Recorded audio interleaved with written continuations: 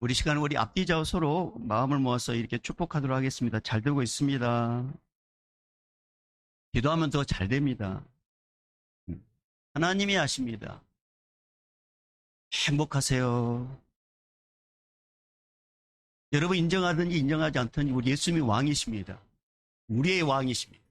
그리고 여러분의 왕, 나의 왕이십니다. 우리의 왕, 나의 왕 예수님께서 이 예배 현장에 와 계십니다. 이곳에 오셔서 우리 예배를 기쁘게 받으시길 원하십니다. 여러분, 우리가 예수님을 만나면 문이 열립니다. 예수님을 만나면 길이 보입니다. 예수님 만나면 하늘문도 열립니다. 그러니까 가장 중요한 것은 예수님을 만나게 해달라고 기도하셔야 됩니다. 여러분의 앞에 서 있는 목사는 아무것도 아닙니다. 저는 아무것도 아닙니다. 여러분, 저로 인해서 누가 상처받거나 저로 인해서 은혜를 받지 못하면 여러분 손해입니다. 저는 아무것도 아닙니다. 저를 세우신 분 주님이십니다. 그러니까 저의 흠을 보려고 하지 마시고 주님의 말씀을 들으려고 하십시오. 주님, 그래서 오늘 말씀 중에 말씀을 듣다가 말씀 대신 예수님, 말씀 자체이신 그 예수님, 그 예수님을 만나면 그걸로 족하면 됩니다. 그러니까 예수님을 만나면 그때부터 인생은 변화됩니다. 그 예수님을 만나는 귀한 시간 되기를 주의 이름으로 축복합니다. 여러분, 오늘은 어버이 주일입니다. 우리 살아계신 부모님 계신 분도 계시고 또 일찍 여의시고 안 계신 분도 계시는데 이 어버이 주일을 통해서 부모님의 은혜를 참 다시 한번 생각하게 됩니다. 아직 하나님께서 부모님을 우리 곁에 두셨다는 것은 우리에게 복줄 기회를 준 기회입니다. 복줄 기회를 준 거예요. 주님께서 말씀하셨어요. 내 부모를 공경하라. 그래야만 네가 잘 되고 땅에서 장수하리라. 그렇게 말씀하셨어요. 그러니까 여러분의 부모를 여러분 곁에 두셨다는 것은 하나님께서 나에게 복을 주시려고 부모님을 이렇게 섬기게 하시려고 섬기게 해서 복 주시려고 내 곁에 두셨구나. 그렇게 받아들이면 됩니다. 부모님이 일찍 돌아가셨더라도 걱정하지 마십시오. 우리 교회에 어르신들 계십니다. 우리 교회 어르신들을 마치 내 어머님처럼 내 아버지처럼 잘 공경하면 우리 주님은 그것 또한 귀하게 여기십니다. 여러분, 우리 부모님들이 가장 기쁠 때가 언제인 줄 아세요? 형제들끼리 서로 위에 있게 빨리 모이면 기쁘고 막 이렇게 흩어지면 막 아쉬워해가지고 또 보자. 그런 모습을 가만히 지켜보는 부모는 진짜 마음이 기쁘고 흡족합니다. 여러분, 우리는 하나님을 아버지라 부르잖아요. 우리는 다 영적 가족입니다. 우리 영적 가족이 우리 어르신들을 잘 섬기고 또 서로 위에 계시며 서로 사랑하면은 그것을 묵묵히 지켜보신 우리 하나님은 얼마나 기뻐하시는지 몰라요. 그래서 그런 곳에 우리 하나님은 은혜를 주시고 복을 주십니다. 오늘 이 어버이 주일을 맞이해서 다시 한번 그 은혜를 생각하고 그리고 우리 하나님은 부모님을 통해서 하나님의 마음을 가장 잘 알도록 하셨어요.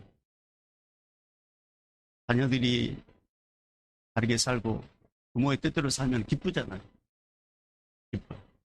근데 자녀들이 겁나가면은 오심조차 산단 말입니다. 하나님도 마찬가지. 하나님의 자녀들이 하나님의 말씀대로 살면 얼마나 기쁜지 몰라요. 근데 마귀 사탄에 이끌려가지고 하나님과 멀리하고 세상으로 자꾸 가면은 우리 하나님 얼마나 마음이 아프신지 몰라요. 그래서 오늘 또 주의 종을 세워가지고 우리의 영적 현주소를 알게 만들고 지금 주께로 돌아오려고 돌이키라고 오늘 또 이렇게 말씀하십니다. 그러니까 여러분, 우리 하나님은 아버지십니다. 우리 하나님 아버지를 잘 섬기는 자. 그러면 눈에 보이는 부모도 잘 섬기게 됩니다. 우리 믿음의 성도님들이 눈에 보이지 않지만 하나님을 잘 섬김으로, 눈에 보이지 않는 하나님을 잘 공경함으로, 잘 경배함으로, 눈에 보이는 부모님을 잘 섬기는 이 시대에 우리 믿음의 사람 되기를 주로 축복합니다. 지금은 이제 우리가 초등학교로 하지만 예전에는 우리 국민학교라고 했잖아요. 국민학교 때 이제 시험을 보면은 성적표를 매길 때 수우미양가 이렇게 매깁니다. 여러분 이제 좀 나이 드신 분은 알겠죠? 네, 수우미양. 아이 젊어도 알죠? 수우미양.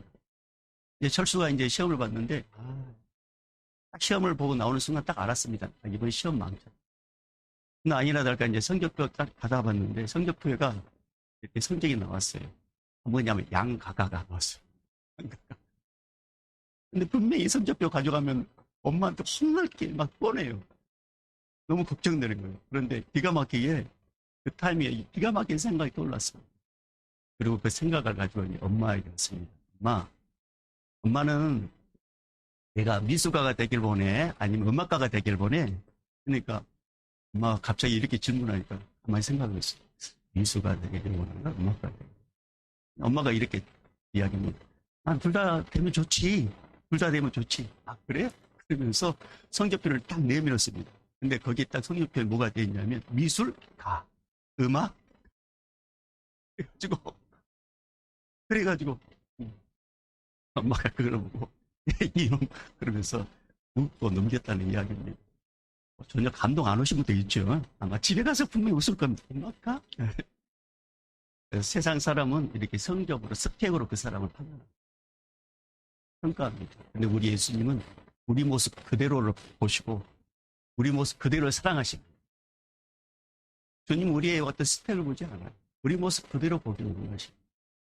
여러분, 저는 정령에 있는 한 여자가 있었어요. 한 자매가 있었습니다. 근데 이 자매가 두 남자 사이에서 갈등하고 있는 거예요.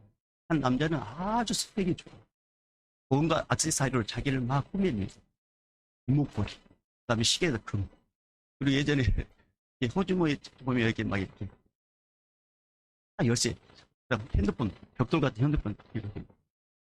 그 다음에 돈도 많고, 근데 차도 아주 좋았어요. 그리고 한 남자는 액세서리라고 하는 시계 하나. 근데 손이 굳은 살에 박혀요. 그리고 예수를 믿어요. 그러니까 이 여자에게는 피호감이에요. 자기 예수도 안 믿어요. 근데 이 두 사이에서 막 갈등합니다. 누구를 결혼? 그러면 뭐 뻔한 사실 아닙니까? 돈 많은, 액세서리에 가득 차 있는 그 남자를 선택합니다. 그런데 이 여자분이 얼마 지나서 후회를 하게 됩니다. 여러분, 자기 눈에 이렇게 띄었다면은 다른 여자애도 눈에 띄겠죠. 자기 눈에 뭔가 확 들어왔다면 다른 여자의 눈에도 들어간단 말입니다. 그러니까 아니나 다를까 이분이 그 화려한 액세서리를 막 차고 돌아다니면서 온갖 여자들에게 막 만나고 돌아다니고, 그러니까 가정에 소홀하게 됩니다. 이 여인이 얼마나 낙심이 되냐. 그래서 문득 이런 생각이 듭니다. 그 액세서리로는 그 시계 하나 있고 굳은 살 박힌 그 남녀는 어떻게 살까? 그래서 한번 알아봤습니다. 근데 이분도 결혼을 했습니다. 결혼했는데 이분이 얼마나 성실했는지 이 조그만 가게를 하고 있습니다. 어느 순간인가 큰 가게를 하고 있었고, 그리고 예수님 믿는 그 좋은 여자를 만나서 행복하게 사는 그런 모습을 보게 되고 듣게 되었습니다. 그때 이 여인이 그게 눈을 빼고 싶었습니다. 왜냐하면 그 화려한 액세서리, 그게 현혹돼가지고 그 남자를 선택했는데 그에게 자격이 엄청난 부부로 다가왔다는 사실을 알고 가슴을 쳐보지만 이미 소용없죠. 이미 지나간 버스와 같습니다. 여러분, 요즘 현대인들은 액세서리에 사활을 걸고 삽니다.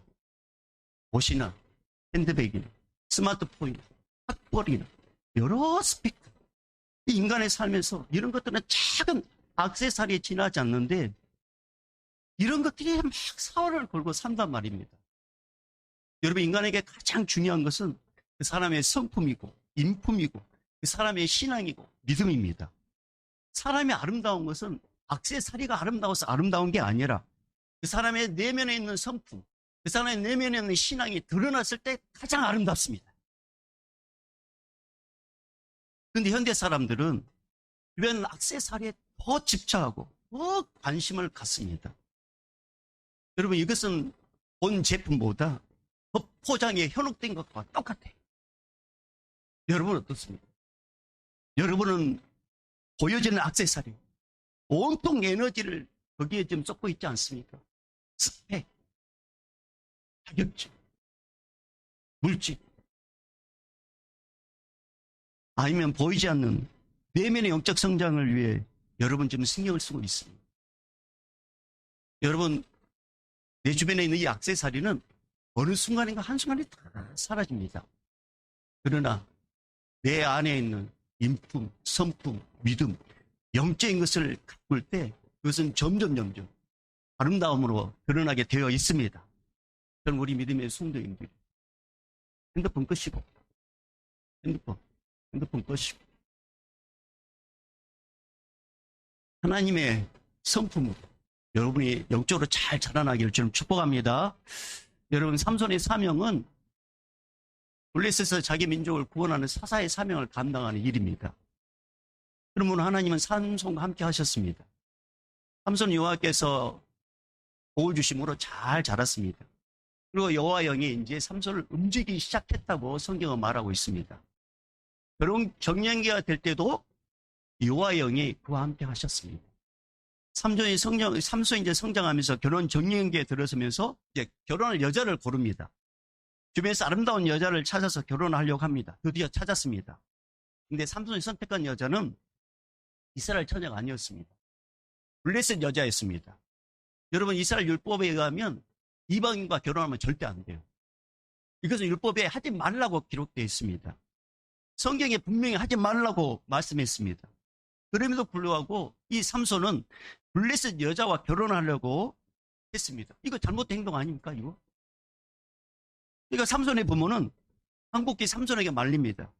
자, 3절, 오늘 말씀 3절 읽어봅니다. 시작.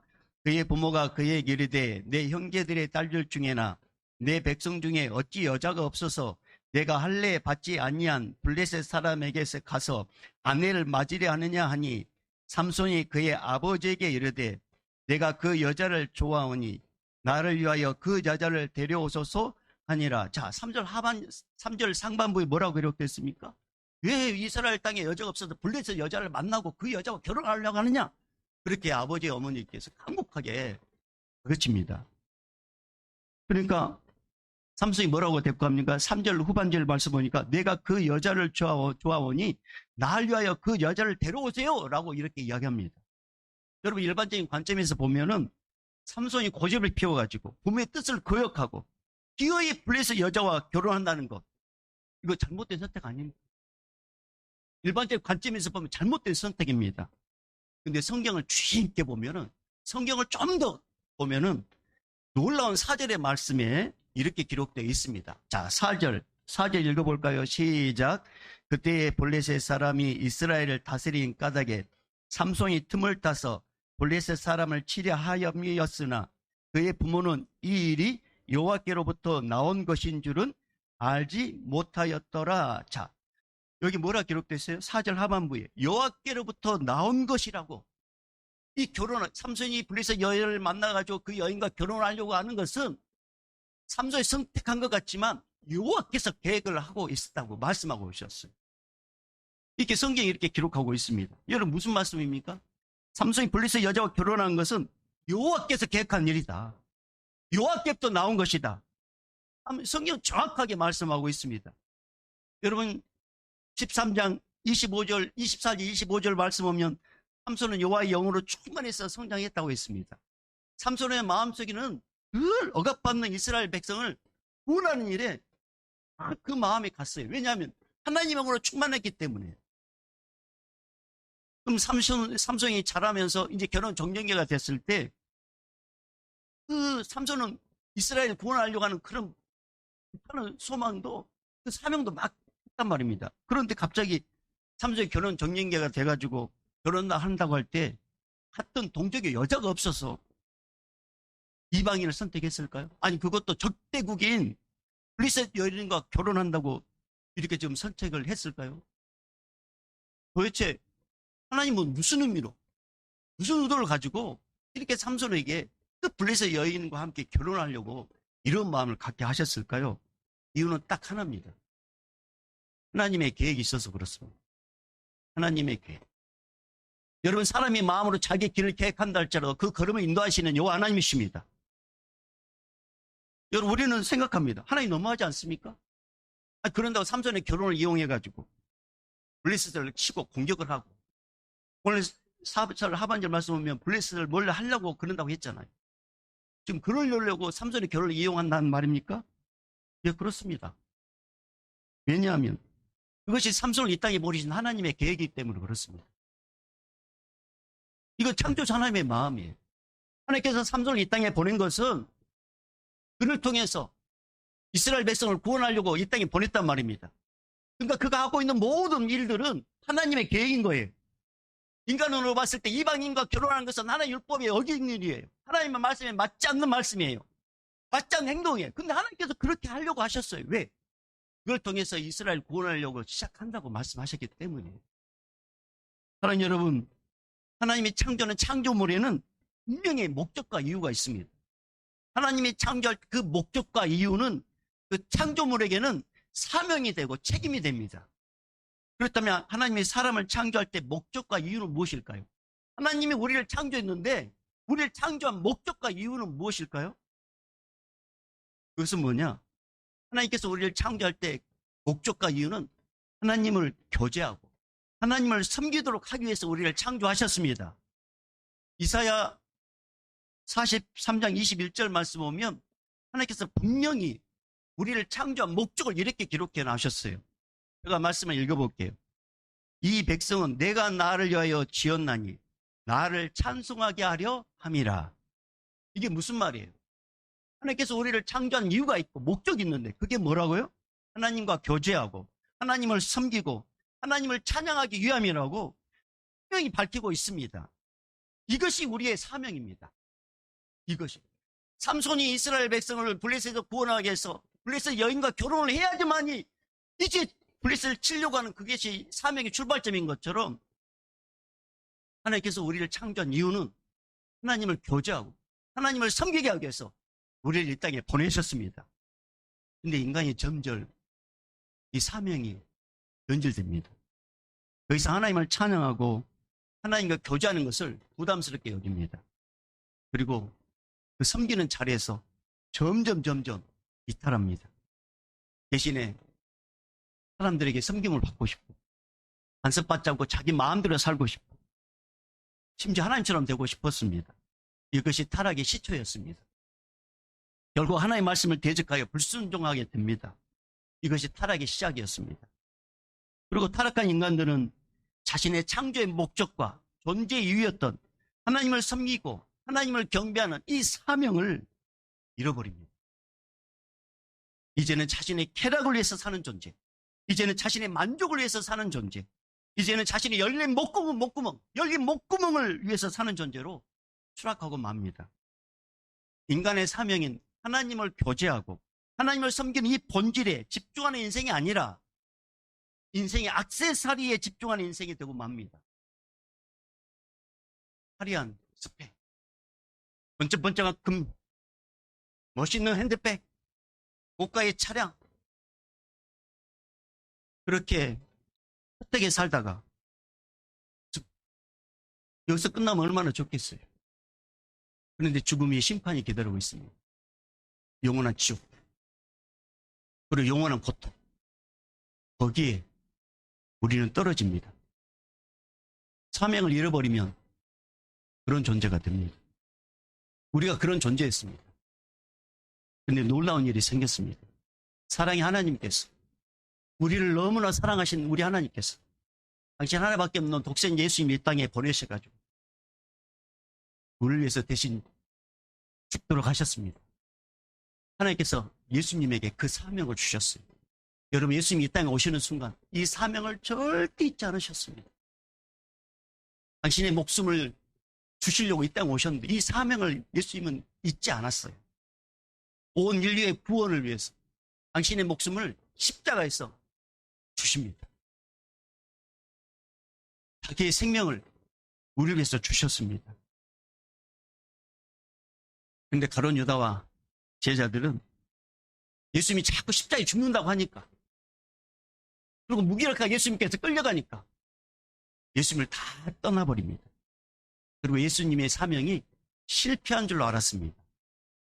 십자가에서 힘없이 비참하게 죽어가는 그 예수님의 모습을 보면서 모든 구원의 역사는 실패로 끝났다고 생각했습니다. 그러나 우리 하나님은 그렇게 끝나게 하지 않으셨습니다. 예수님을 다시 살리셨습니다. 그리고 구원을 완성시켰습니다. 그래서 누구든지 예수 믿으면 구원의 은혜를 받도록 만들어 주셨습니다. 그리고 예수님을 통해서 사명을 다시 회복시켜 주십니다. 그 사명이 뭐라고요? 하나님을 섬기고 하나님을 교제하는 사명. 이 예수를 믿으면 이 사명을 이제 축복시켜 주셨습니다. 사랑하는 여러분, 예수님의 사명은 자신의 생명을 십자가에서 버리고 죽는 이 일을 예수님은 버리지 않으셨습니다. 예수님은 자신의 사명을 신실하게 감당하셨습니다. 십자가에서 우리를 위해서 죽으셨습니다. 그리고 다시 부활하셨습니다. 예수님의 그 사명으로 온 인류를 구원받았고 생명의 길을 얻게 되었습니다. 여러분, 이것은 하나님 아버지로부터 온 겁니다. 그렇다면 왜 하나님은 이런 일을 계획하셨을까요? 왜 이런 일을 실행하셨을까요? 이유는 딱 한 가지입니다. 우리의 존재 목적, 우리의 사명을 잃어버렸기 때문입니다. 세상의 액세서리에 온 인생을 걸고 세상의 액세서리에 도박하는 우리를 불쌍히 여기셔서 지금 하나님의 은혜의 자리에 불러주시려고, 사명의 자리에 다시 불러주시려고 우리를 대신해서 죽이셨습니다. 그래서 우리는 그분의 은혜로 지금 살고 있습니다. 사랑하는 여러분, 인간이 아무리 하나님의 형상대로 창조되었다 할지라도 인간의 존재 목적인 사명을 망각하고 자신만을 위해서 살아간다면 죄송해요. 그것은 짐승과 다를 바가 없습니다. 그러나 하나님 아버지는 예수 그리스도를 보내서 인간의 사명을 일깨워 주셨고 그 사명을 다시 회복하면 우리 하나님은 영적인 깊은 은혜를 주셔서 놀라운 영적인 차원으로 우리 인도해 주십니다. 그래서 하나님을 계속 경배하게 만들고 결국 천국까지 우리를 인도해 주십니다. 사랑하는 여러분, 인간의 사명이 뭐라고요? 하나님을 섬기고 하나님과 교제하는 것, 이것이 바로 우리의 사명입니다. 이 사명을 일깨워 주시려고 예수님을 이 땅에 보내주셨습니다. 이 예수님의 이 사명을 우리 예수님은 제자들에게 보냈고 제자들은 흩어져서 수많은 사람들에게 전해 그 사명이 오늘 이 시간 저희들에게 와가지고 이렇게 우리 하나님을 섬기고 찬양하는 자리에 이렇게 있습니다. 이것이 바로 예수님의 은혜입니다. 사랑하는 여러분, 그런데 더 놀라운 사실은 하나님의 사랑이 뭔지 아십니까? 하나님은 사명을 주실 때 우리에게 막 힘들고 고역하고 그 다음에 아픔만 주신 분이 아니셔요. 하나님은 사명을 주실 때 그 사명으로 인하여 기쁨도 주시고 행복감도 주십니다.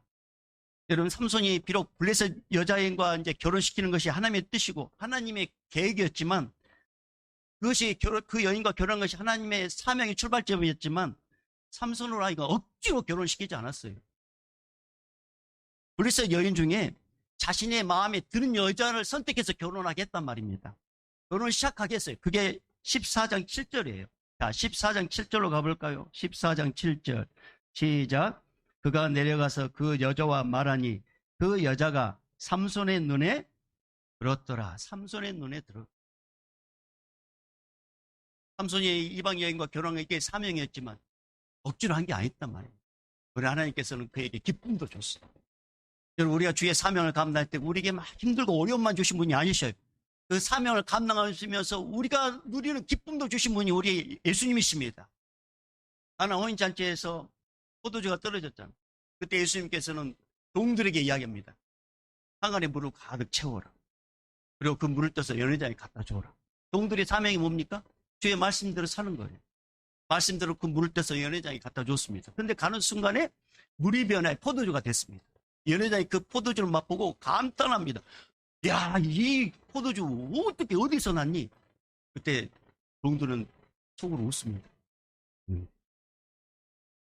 다른 사람이 모르는 사명을 감당하는 종들만이 아는 그 기쁨, 예수님께 사셨다는 것을 알게 됩니다. 여러분, 우리 예수님은 우리에게 사명만 주는 게 아니라 무거운 짐처럼 느끼게 하는 분이 아니라 우리에게 기쁨도 주시고 즐거움도 주시는 분이십니다. 여러분, 사람이 짐승보다 뛰어난 존재 이유가 뭔지 아십니까? 숭고한 사명을 갖고 있다는 것입니다. 이 사명이 회복되면, 하나님을 섬기고 하나님을 교제하는 이 사명을 회복하면 우리 예수님은 비천한 존재를 존귀한 존재로 만들어 주십니다. 사랑하는 여러분, 성도란 누구입니까? 성도는 자신을 위해서 사는 자가 아닙니다. 성도는 예수를 위해서 사는 자입니다. 성도가 자신을 위해서 산다면 바로 유다처럼 마귀에게 이용당하다가 버림받게 됩니다. 그러나 성도가 예수를 살고 하나님을 위해 살게 된다면 우리 예수님께서 그와 함께 하셔서 마귀가 틈타지 못하게 도와주시고 그리고 영적 열매를 맺게 해서 기쁨을 누리도록 해 주십니다.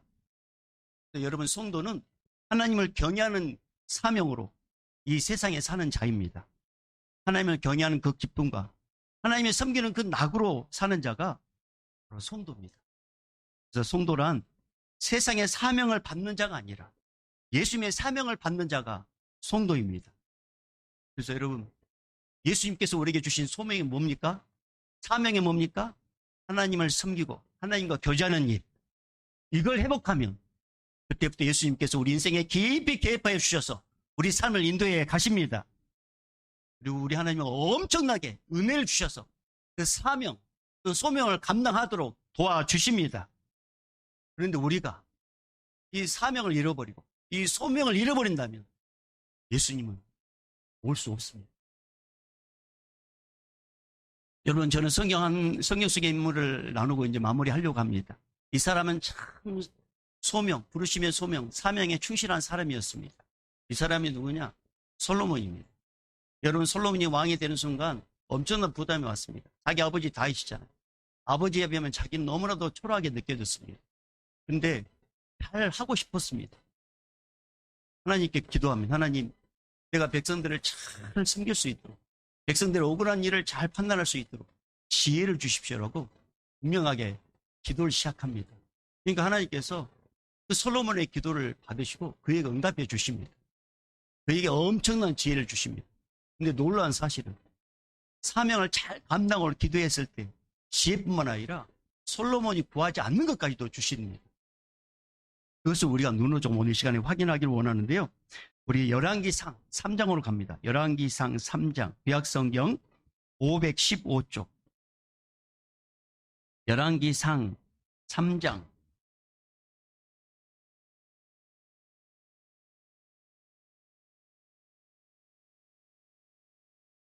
(515쪽) 9절에서 13절까지. 열왕기상 3장 9절에서 15절까지 말씀. 자, 우리 하나님의 말씀 우리 같이 읽어봅니다. 시작. 누가 주의 이 많은 백성을 재판할 수 있사오리까? 듣는 마음을 종에게 주사 주의 백성을 재판하여 선악을 분별하게 하옵소서. 솔로몬이 이것을 구하며 그 말씀이 주의 마음에 든지라. 이에 하나님이 그에게 이르시되 내가 이것을 구하도다. 자기를 위하여 장수하기를 구하지 아니하며 부도 구하지 아니하며 자기의 원수의 생명을 멸하기도 구하지 아니하고 오직 송사를 듣고 분별하는 지혜를 구하였으니 내가 내 말대로 하여 내게 지혜롭고 총명한 마음을 주노니 내 앞에도 너와 같은 자가 없었거니와 내 뒤에도 너와 같은 자가 일어남이 없으리라. 15절까지. 내가 또 내가 구하지 아니한 부귀와 영광도 내게 주노니 내 평생의 왕들 중에 너와 같은 자가 없을 것이라. 내가 만일 내 아버지 다윗의 행함같이 내 길로 행하며 내 법대와 명령을 지키며 내가 또 내 날을 길게 하리라. 솔로몬이 깨어보니 꿈이더라. 이에 예루살렘에 이르러 여호와의 언약궤 앞에 서서 번제와 감사의 제물을 드리고 모든 신하들을 위하여 잔치하였더라. 아멘. 하나님 주신 그 사명, 백성을 어떻게 잘 다스릴까 하는 그 사명을 부였을 때 하나님께서는 그가 구하지 않는 것까지도 주셨다고 말씀합니다.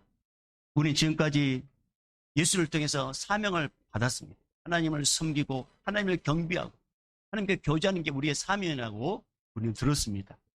여러분, 우리는 이 사명에 충실할 때 이제부터 우리 예수님께서 우리 삶 가운데 개입해 주셔서 우리에게 기쁨도 주시고 즐거움도 주시고 또 우리가 구하지 않는 까지도 도와주시는 분이십니다. 그 은혜를 경험하기를 바랍니다. 그러려면 사명을 회복하십시오. 주님을 통해서 얻게 되는 사명 따라합니다. 하나님을 교제하고 하나님을 섬기는 것, 이것이 나의 사명이다. 이 사명을 회복할 때 주님이 도와주십니다. 그래서 솔로몬이 받았던 그 지혜뿐만 아니라 부와 귀와 그 다음에 생명 장수의 복을 준 것처럼 우리 예수님도 우리에게 그 은혜 주시려고 오늘 이 시간에 사명을 회복해 주셨으니 우리가 사명을 회복하여 주님의 풍성한 은혜를 누리는 우리 모두가 되기를 주 이름으로 축복합니다. 이제는 우리 주 예수 그리스도의 은혜와 하나님 아버지의 극진하신 사랑하심과 성령님의 감화 감동 교통 충만하심이 주님께서 우리를 위해서 십자가에 죽으신 이유는 잃어버린 사명을 회복시켜서 하나님의 풍성한 은혜를 누리기를 원하는 그 소망이 있어서 우리서 대신 죽으시고 우리에게 하나님을 섬기고 교제하는 사명을 주셨다고 말씀하시고 그 사명을 살아라고 말씀하신 그 말씀을 붙잡고 그렇게 살기를 다짐하고 그렇게 인생을 살기를 원하는 우리 성도의 그 결단 위에 이 사명을 품고 땅끝까지 복음을 증거하는 우리 선교사님들과 155마일을 지키는 우리 군인들, 이곳에 같이 예배도 우리 다음 세대들과 우리 모든 믿음의 권속들, 이 시간에 참석하지 못하고 영상으로 들은 우리 믿음의 사람들 머리 위에까지 이제부터 영원히 있을지어다. 아멘.